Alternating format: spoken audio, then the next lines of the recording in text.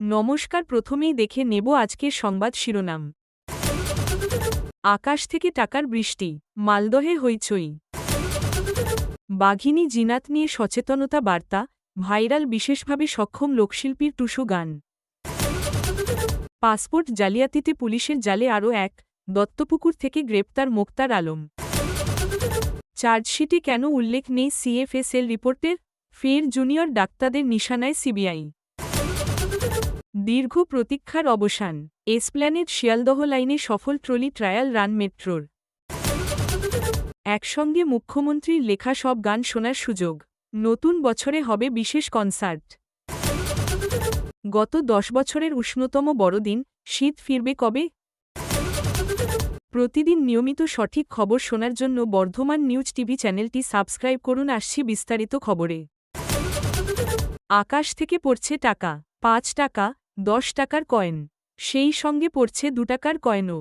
এমনই দাবি স্থানীয়দের। সোমবার সন্ধ্যায় রাস্তার মোড় থেকে প্রচুর সংখ্যক কয়েন কুড়িয়েছেন এলাকার মানুষজন। আর এই টাকা কুড়োনোর ঘটনার ভিডিও সোশ্যাল মিডিয়ায় ছড়িয়ে পড়েছে। মালদহের হবিবপুর থানার আইহো এলাকার ছাতিয়ানগাছির এই ঘটনা ব্লক জুড়ে চাউর হয়ে গিয়েছে। গুপি গাইন বাঘা বাইনের মতোই মিষ্টির হাড়ির বদলে পড়ছে টাকা। সেই লোভে মঙ্গলবার সকালে ফের ওই ছাতিয়ানগাছি এলাকায় ভিড় উপচে পড়ে। টাকা কুড়োতে মানুষের ভিড়, অন্তত তাই 8 থেকে 80 সব বয়সের পুরুষ মহিলাই ছুটছেন। কিন্তু এদিন আর টাকার বৃষ্টি হয়নি। তবে একজন শিশু এদিন 200 টাকার একটি নোট পেয়েছে। এ নিয়ে হবিবপুর থানার ছাতিয়ানগাছি কাঠের ব্রিজ এলাকায় উত্তেজনা ছড়ায়। পুলিশ পৌঁছে খোঁজখবর শুরু করে। স্থানীয় বাসিন্দা মহাদেব হালদার বলেন, আকাশ থেকে টাকা পড়ছে। দেখা গিয়েছে কখনো 200, কখনো 50 টাকা, কখনো 5 টাকা, 2 টাকা পড়ছে। কাল সন্ধ্যা থেকে হইচই পড়ে গিয়েছে। আজকেও বিভিন্ন এলাকা থেকে জমায়েত হচ্ছেন সাধারণ মানুষ। অনেকে টাকা কুড়িয়ে বাড়ি যাচ্ছেন। কিন্তু কেন, কিভাবে এই টাকা, তা জানা নেই কারও। হবিবপুর থানার পুলিশ ঘটনাস্থলে পৌঁছে পরিস্থিতি সামাল দিয়েছে। পুলিশের দাবি, সন্ধ্যায় কেউ বাড়ি থেকে কয়েনগুলি ছুঁড়ে ফেলে দিয়েছে বলে সন্দেহ করা হচ্ছে। আশপাশের উঁচু ছাদ থেকেও কেউ কয়েনগুলি ছুঁড়ে ফেলে থাকতে পারে। সাধারণ মানুষকে এ নিয়ে সচেতন করা হচ্ছে। ভাষা আন্দোলন থেকে অধিকার আদায়, সমাজ জীবনের সুখ দুঃখ থেকে ভালো মন্দ, জঙ্গলমহলের মানুষজনের, বিশেষ করে ছোটনাগপুর মালভূমির পুরুলিয়ার মানুষজনের সঙ্গে ওতপ্রোতভাবে জড়িয়ে রয়েছে টুসু। আর সেই টুসু গানকেই এবার হাতিয়ার করা হল ওড়িশার বাঘিনী জিনাত থেকে সতর্কতায়।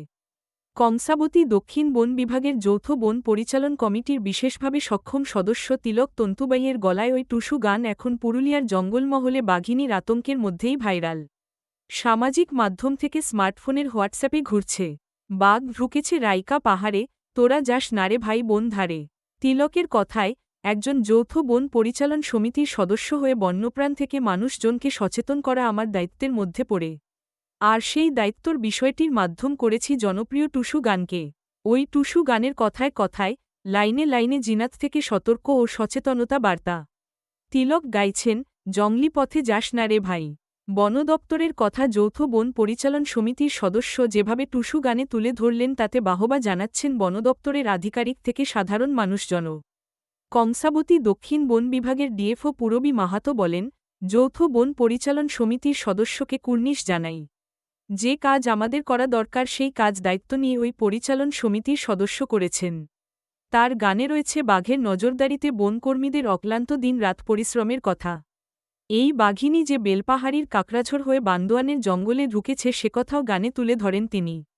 সেই সঙ্গে গানে উঠে এসেছে শিমলিপালের ব্যাঘ্র প্রকল্পের কথা। ওখান থেকেই ঘরছাড়া হয়ে যায় সে। টুসুর সুরে ওই বাঘিনী সংক্রান্ত সমস্ত তথ্য তুলে ধরায় বান্দোয়ান সহ জঙ্গলমহলের এই জেলার মানুষের কাছে সচেতনতামূলক বিষয় যেন সহজ হয়ে উঠেছে। মহিষ, ছাগল, শূকর টোপ দিয়েও যে বাঘিনী জিনাতকে বাগে আনা যায়নি, এই বিষয়টি সাধারণ মানুষজনকে জানাতে ওই গানে রয়েছে।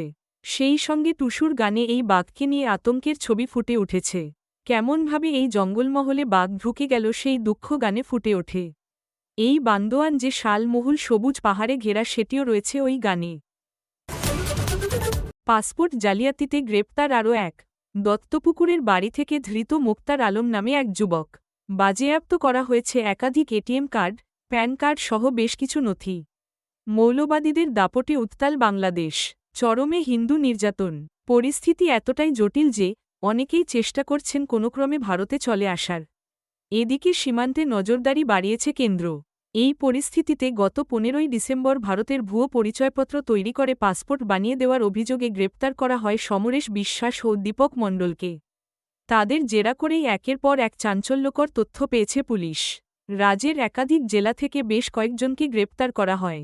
উদ্ধার হয় প্রচুর জাল নথি, এসবিআই ও ইন্ডিয়ান ব্যাংকের সিল, একাধিক ভারতীয় পাসপোর্টের ফটোকপি এবং ব্রিটেন ভিসা। ধৃতদের থেকে পাওয়া তথ্যের ভিত্তিতেই মঙ্গলবার বিকেলে উত্তর 24 পরগনার দত্তপুকুরে হানা দেয় পুলিশ। বাড়ি থেকেই গ্রেপ্তার করা হয়েছে মোক্তার আলম নামে এক যুবককে। জানা গিয়েছে, আগেও একাধিকবার গ্রেপ্তার হয়েছেন এই মোক্তার। ধৃতকে জেরা করলে জাল পাসপোর্ট চক্রে জড়িত বাকিদের হদিশ মিলবে বলেও আশাবাদী পুলিশ।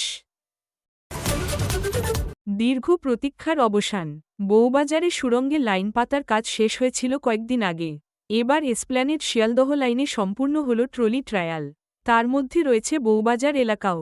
সোমবার মেট্রো রেলের চেয়ারম্যান পি উদয়কুমার রেড্ডি, প্রধান ইঞ্জিনিয়ার অনুজ মিত্তল ও অন্যান্য সিনিয়র আধিকারিকদের উপস্থিতিতে ট্রায়াল রান সফল হয়।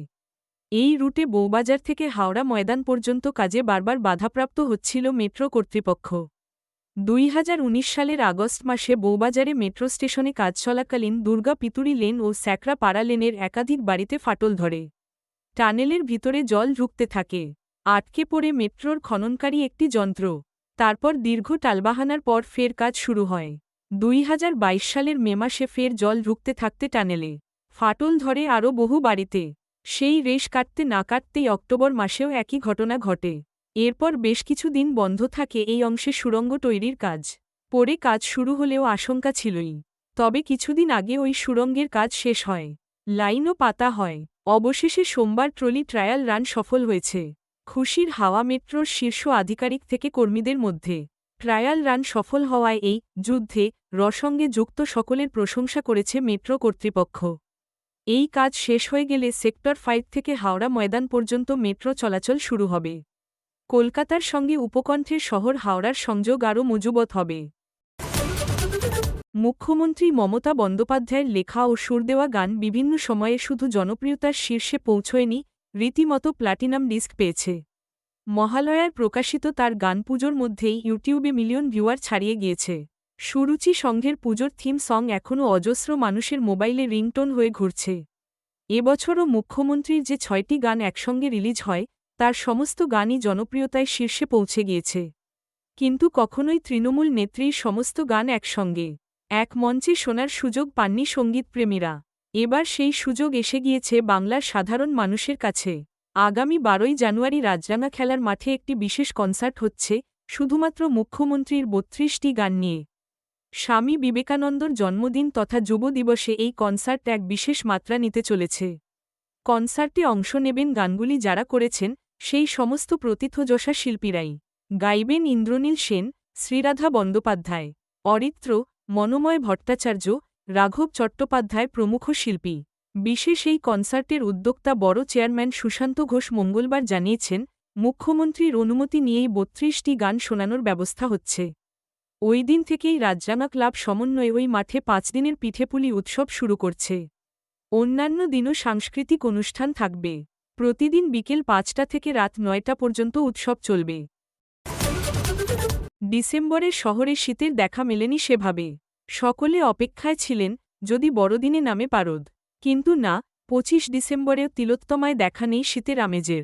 আবহাওয়া দপ্তর সূত্রে খবর, গত 10 বছরের উষ্ণতম বড়দিন এবার। আবহাওয়া দপ্তর সূত্রে খবর, নিম্নচাপ আর পশ্চিমী ঝঞ্ঝার দাপটেই এবছর উষ্ণ বড়দিন। জানা গিয়েছে, নতুন করে পশ্চিমী ঝঞ্ঝা তৈরি হয়েছে উত্তর পশ্চিম ভারতে। সোমবার এটি রাজ্যে প্রবেশ করেছে। শুক্রবার উত্তর পশ্চিম ভারতে ঢুকতে পারে আরও একটি ঝঞ্ঝা। আর এই জোড়া ফলাতেই শীত ক্রমশ পিছু হচ্ছে। আগামী 2 থেকে 3 দিন তাপমাত্রার খুব একটা হেরফের হবে না। হালকা কুয়াশা থাকবে সকালের দিকে। বেলা বাড়লে কোথাও মেঘলা আকাশ, কোথাও আবার পরিষ্কার আকাশ দেখা যাবে। পশ্চিমের কয়েকটি জেলায় মাঝারি কুয়াশার সম্ভাবনা। ঘন কুয়াশা দেখা দিতে পারে পূর্ব ও পশ্চিম বর্ধমান, বীরভূম এবং মুর্শিদাবাদ জেলায়। বড়দিনেও থাকছে বৃষ্টির ভ্রুকুটি। বৃষ্টি হতে পারে উত্তরবঙ্গের দার্জিলিংয়ে। তবে দক্ষিণবঙ্গ শুষ্ক আবহাওয়া থাকবে। শীতপ্রেমীদের একটাই প্রশ্ন, তবে কি এবছর জাকিয়ে শীতের দেখা মিলবেই না? তাদের হতাশ করেননি আবহাওয়াবিদরা। জানা গিয়েছে বড়দিন তাপমাত্রা প্রায় ১৯ ডিগ্রির আশেপাশে ঘোরাফেরা করলেও দিন কয়েক বদলাবে আবহাওয়া। বছর শেষে নিম্নমুখী হতে পারে পারদ, ফিরতে পারে শীতের আমেজ। খবর শেষ হলো।